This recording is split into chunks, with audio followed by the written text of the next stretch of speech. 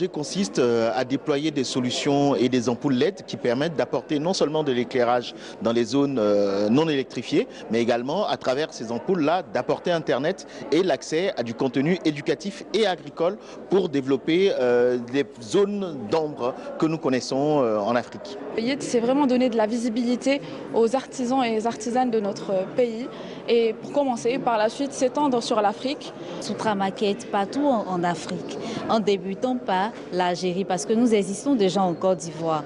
Et à travers cette plateforme-là, nous comptons améliorer les conditions de vie de plusieurs agriculteurs partout en Afrique. 95% des artistes africains ne vivent pas de leur art.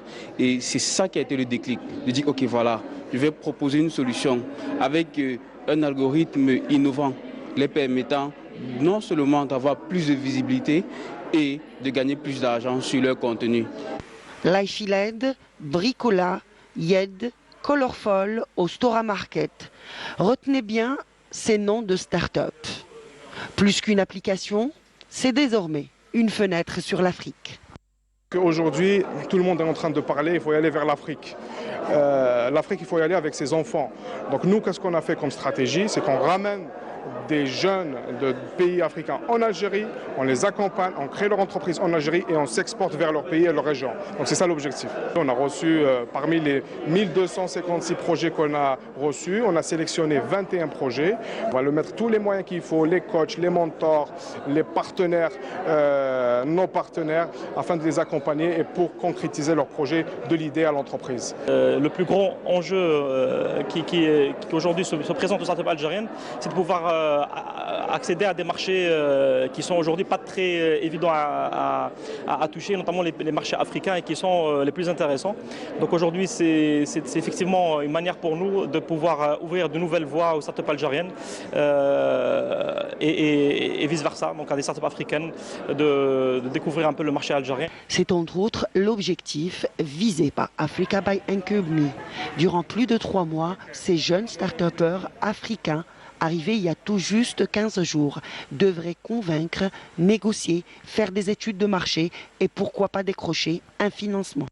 Il y a des partenariats qui se font entre ces porteurs de projets et des entreprises algériennes, publiques et privées. Donc il y a un certain nombre de grands groupes qui sont aujourd'hui là pour accompagner ces porteurs de projets. Alors pour le moment, nous attendons un financement, mais nous avons déjà commencé. La plateforme, elle va être lancée dans quelques jours avec déjà 50 artisans pour commencer.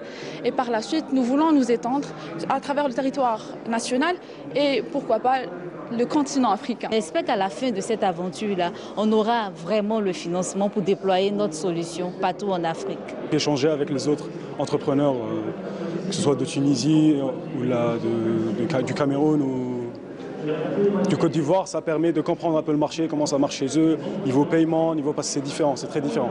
C'est une innovation même dans la manière de faire et on ne peut que remercier l'État algérien. Cette initiative manquait à l'Afrique pour pouvoir voir ses fils et ses filles unis. Je suis sûre que ça va réussir.